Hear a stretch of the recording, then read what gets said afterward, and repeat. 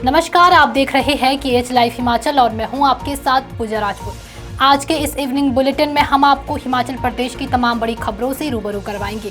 आइए पहले नजर डालते हैं आज की हेडलाइंस पर। हिमाचल कैबिनेट के बड़े फैसले, आपदा राहत से लेकर नकल विरोधी कानून तक। सेब पेड़ कटाई पर सुप्रीम कोर्ट की रोक अब नहीं चलेगी, आरई सरकार को दिए खास निर्देश। पीएम से मिले जयराम ठाकुर, हिमाचल के लिए मांगा स्पेशल राहत पैकेज। हिमाचल के स्कूलों में खुलेगी लैंग्वेज लैब्स, बोलचाल की दक्षता बढ़ाने पर जोर। चंबा की पांगी घाटी में टूटा अस्थायी पुल, महिला नाले में बहकर लापता। हिमाचल में स्वास्थ्य क्रांति, 1730 करोड़ से आएंगे अत्याधुनिक चिकित्सा उपकरण, रोबोटिक सर्जरी भी शुरू। 50 रुपए न देने पर बेटे ने की मां से मारपीट, कमरे में किया बंद, नशेड़ी बेटा गिरफ्तार। हिमाचल में फिर रफ्तार पकड़ता मॉनसून, 200 सड़कें बंद, ऑरेंज अलर्ट जारी। और अब खबरें विस्तार से। हिमाचल प्रदेश मंत्रिमंडल की बैठक मुख्यमंत्री सुखविंदर सिंह सुक्खू की अध्यक्षता में सोमवार को आयोजित हुई, जिसमें आपदाग्रस्त क्षेत्रों के लिए विशेष राहत पैकेज को मंजूरी दी गई।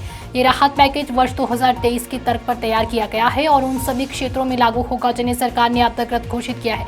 कैबिनेट के फैसलों की जानकारी राजस्व मंत्री जगत सिंह नेगी ने दी। उन्होंने बताया कि पूरी तरह क्षतिग्रस्त मकान के लिए 7 लाख और आंशिक नुकसान पर 1 लाख रुपए दिए जाएंगे। वहीं दुकान ढाबा टूटने पर भी 1 लाख रुपए की राहत मिलेगी। मकान मालिक का सामान बहने पर 70,000 और किराएदार को 50,000 की मदद दी जाएगी। खेतों में सिल जाने पर 6,000 प्रति बीघा और पूरी तरह नष्ट होने पर 10,000 रुपए प्रति बीघा सहायता मिलेगी। पॉली हाउस टूटने पर 25,000 रुपए दिए जाएंगे। पशुधन की क्षति पर भी बड़ी राहत दी गई है। गाय भैंस के बहने पर 55,000, भेड़ बकरी के नुकसान पर 9,000 और गौशाला निर्माण के लिए 50,000 की राशि तय की गई है। सरकार ने यह भी स्पष्ट किया है कि पशुओं की संख्या सीमित नहीं होगी, जितने पशु पहेंगे उतने का मुआवजा मिलेगा। कैबिनेट ने एक सख्त कानून को भी मंजूरी दी है, जिसके तहत चयन परीक्षाओं में नकल या पेपर लीक करने पर 3 साल की सजा का प्रावधान किया गया है। आईजीएमसी शिमला और टांडा मेडिकल कॉलेजों में रेडियोलॉजिस्ट और एनेस्थीसिया की सीटें 10 से बढ़ाकर 50 कर दी गई है। आईजीएमसी कैंसर अस्पताल में पेट स्कैन मशीन की स्थापना पूरी हो चुकी है और सुविधा जल्द शुरू की जाएगी। इसके साथ ही कैबिनेट ने राजीव गांधी वन संवर्धन योजना को भी मंजूरी दी है, जिसके तहत महिला मंडल और युवक मंडल वन भूमि पर पौधारोपण करेंगे तो उन्हें 1.40 लाख रुपए की शुरुआती सहायता और बाद में पौधों की सर्वाइवल दर के अनुसार प्रोत्साहन राशि भी दी जाएगी। ये कैबिनेट बैठ के 31 जुलाई तक चलेगी और इसमें और भी महत्वपूर्ण निर्णय लिए जाने की संभावना है। सुप्रीम कोर्ट ने हिमाचल में वन भूमि पर अतिक्रमण पर लगाए गए सेब के पेड़ों की कटाई पर रोक लगा दी है। ये आदेश शिमला के पूर्व डिप्टी मेयर टिकेंद्र पंवर की याचिका पर दिया गया। कोर्ट ने कहा कि पेड़ नहीं काटे जाएंगे, लेकिन सरकार फलों की तुड़ाई कर सकती है। इससे पहले हाईकोर्ट के आदेश पर करीब 4,500 पेड़ काटे जा चुके थे। याचिका में दलील दी गई है कि पेड़ों की कटाई से भूस्खलन और सैकड़ों परिवारों की आजीविका को खतरा है। अब सेब उत्पादक संघ ने इस मुद्दे पर कल सचिवालयों का घेराव करने का ऐलान किया है। हिमाचल के नेता प्रतिपक्ष और पूर्व मुख्यमंत्री जयराम ठाकुर ने आज दिल्ली में प्रधानमंत्री नरेंद्र मोदी से मुलाकात की। उन्होंने हिमाचल में हालिया आपदा से हुए नुकसान की जानकारी दी।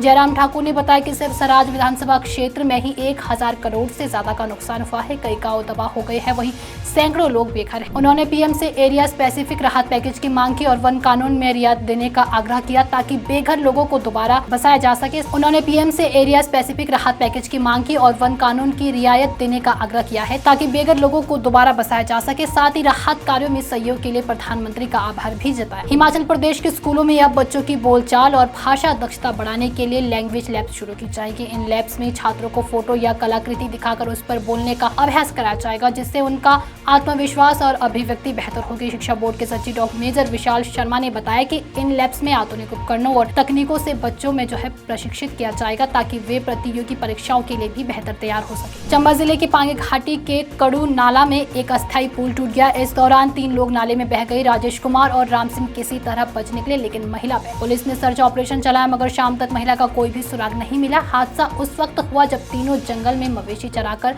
वापस लौट रहे थे। घायल दोनों पुरुषों का किलाड़ अस्पताल में इलाज चल रहा है। मुख्यमंत्री सुखविंदर सिंह सुक्खू ने ऐलान किया है कि प्रदेश के सभी बड़े स्वास्थ्य संस्थानों में 1730 करोड़ रुपए की लागत से अत्याधुनिक चिकित्सा उपकरण लगाए जाएंगे।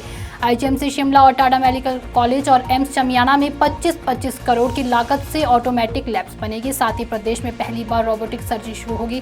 एम्स और पीजीआई की तर्ज पर नए एमआरआई और सीटी स्कैन जैसे उपकरण खरीदे जाएंगे। जाएंगे। वहीं 491 नए पद भी स्वीकृत किए गए हैं। वहीं हिमकेयर योजना का लाभ सरकारी कर्मचारियों को अब नहीं मिलेगा। हमीरपुर जिले के सुमेरपुर कस्बे से एक दिल दहला देने वाली घटना सामने आई है। सूचना के मुताबिक नशे में धुत एक युवक ने अपनी बुजुर्ग मां को सिर्फ 50 रुपए न देने पर कमरे में बंद कर दिया और खाना पीना उसका बंद कर दिया। बुजुर्ग महिला की बेटी ने जब ये बात ससुराल में सुनी तो तुरंत पुलिस को सूचना दी। पुलिस ने मौके पर पहुंचकर ताला तोड़ा और महिला को बाहर निकाला।